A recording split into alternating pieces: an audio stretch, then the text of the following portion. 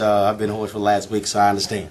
Okay, cool. You know, yesterday I had an opportunity of being at the luncheon for the National Association of Black Journalists, and that opportunity was wonderful. It was really wonderful to hear you speak about the different aspects to social media networking and how you were relaying it to the younger journalists for them to understand exactly the opportunities that are there. I'd like to begin at that spot, and then we'll move forward. Well, here's the fundamental issue for me. I think for African Americans, we have an amazing opportunity before us if we truly and fully embrace technology. I remember several years ago when I was still in college.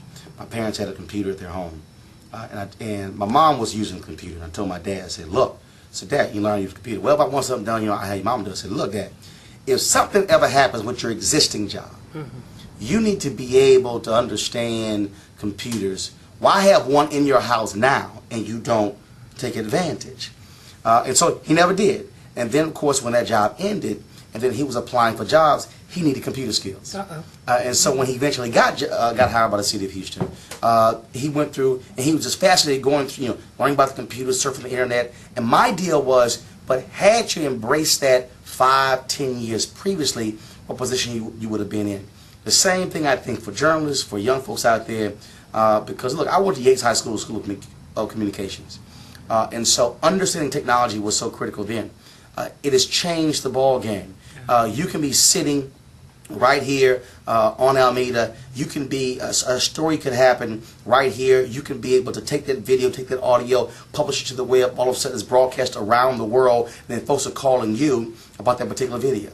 And so it is amazing how a few African Americans are embracing that. You got young kids out there who spend more time playing around with their cell phones as opposed to saying, wait a minute, how can I take the knowledge of the cell phone and the video and the audio, and with YouTube, with AOL video, all of these different editing software out there, I can create an opportunity for myself.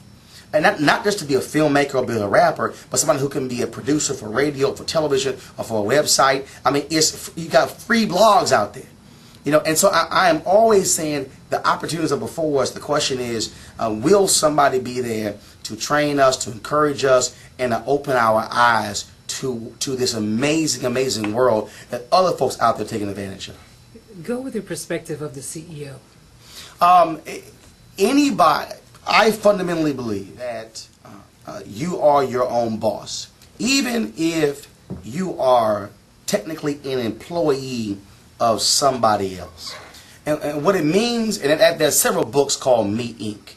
And I give many speeches on this. And what it means is that you are your own boss. You are your own CEO.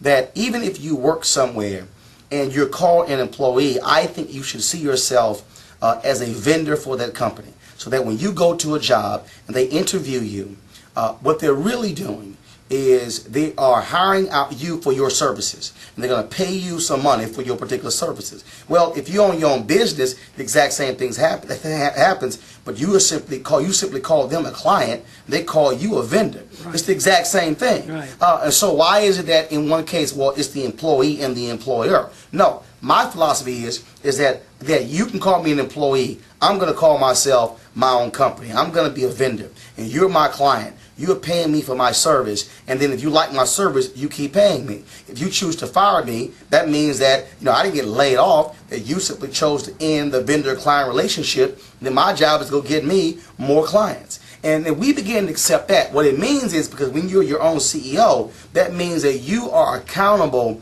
to yourself in more ways than just an employee. That you walk in there and say, hey man, I ain't worrying about this job, it's going to mean nothing to me, I'm just going to do my little thing and move on. No. When you see yourself as a CEO, that means that you are the top dog. You are the one responsible for keeping the business going, keeping the money flowing. And so that's how you must see himself, as the CEO of a 7-employee company.